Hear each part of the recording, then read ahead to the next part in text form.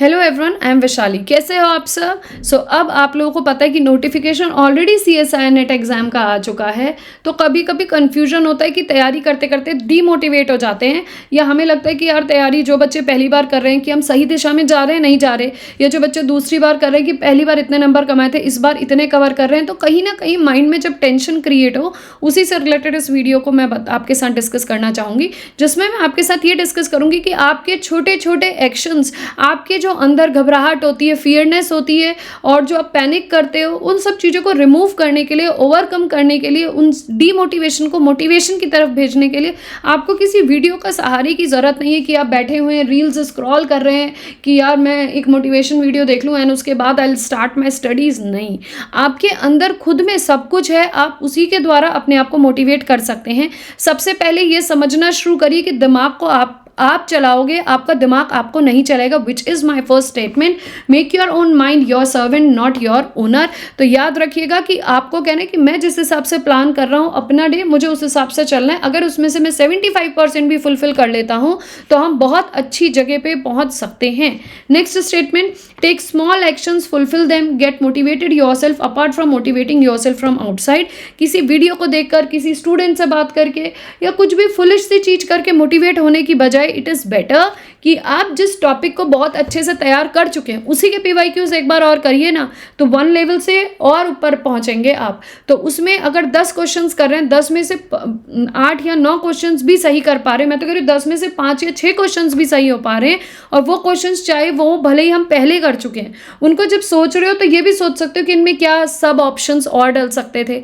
इससे क्या होगा ना, आपका थॉट प्रोसेस इंप्रूव होगा, और जब थोड़े समय में वो करे हुए क्वेश्चंस को ही हम दोबारा सोच पाते हैं तो लगता है कि हाँ, हमें याद हो पाया कॉन्सेप्ट, और इस कॉन्सेप्ट की बजाय हमने और भी सोचा। तो यहाँ पे हम खुद ही मोटिवेट होते हैं, हमें किसी के मोटिवेशन की ज़रूरत नहीं होती। तो छोटे छोटे एक्शंस जब भी आपको मोटिवेशन प्रोवाइड करें तो उसको हमेशा सोचा करिए कि ये चीज़ मेरे लिए पॉजिटिव है, और मैं बाहर से मोटिवेशन लेने की बजाय मैं खुद अपने काम के द्वारा अपने आप को मोटिवेट कर पा रहा हूँ। प्लस आपको अच्छा लगेगा कि मैंने उस दिन वो छोटा सा रिवीजन किया, लेकिन उस रिवीजन से मुझे कॉन्सेप्ट भी याद हुए, तो वो भी एक प्लस पॉइंट है हमारे लिए। Next, inspire yourself by conquering the small actions. जब भी छोटे छोटे एक्शंस आप लेते हो, अगर मैंने कहा कि 2 दिन में मैं ये टॉपिक फिनिश कर दूंगा, और जब उस टॉपिक को करने के बाद उसके PYQs होने लगते हैं तो खुद एक खुशी मिलती है।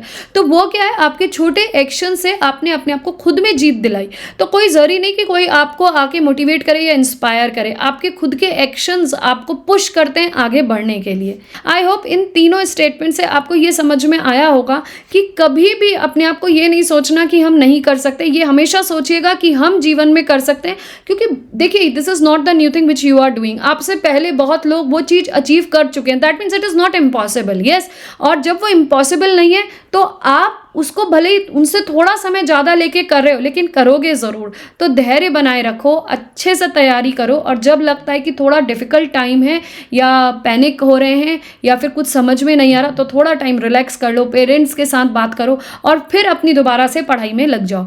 अपार्ट फ्रॉम, तुम्हें यहाँ पे मैं ये नहीं कह रही हूँ कि अगर टाइम लग रहा है थोड़ा, तो फिर लग रहा है तो रील्स स्क्रॉल करो।